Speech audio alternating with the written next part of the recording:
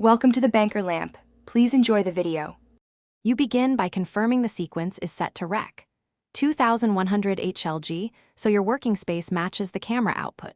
Next, make sure Display Color Management is enabled for correct monitoring. This avoids surprises later.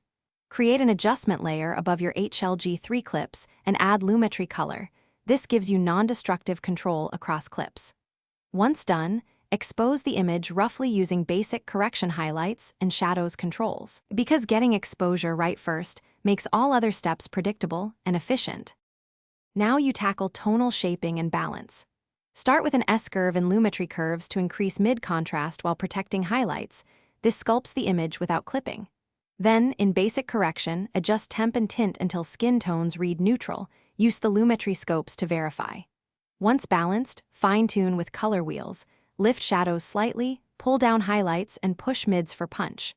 Also apply subtle saturation increases. Hlg3 tolerates modest pushes, so don't overdo it. Watch the vector scope as you nudge. Finish by preparing a proper HDR export. Set your export color space to Rec. 2100 Hlg and choose Hlg or ProRes with HDR metadata. This preserves the Hlg3 file's dynamic range. Before exporting, inspect parade, histogram, and waveform to confirm no illegal clipping. Hlg uses different nit ranges, so peek at Y waveform. If the image looks washed or clipped on some displays, reduce global exposure a touch and soften your curve. This typically fixes blown highlights and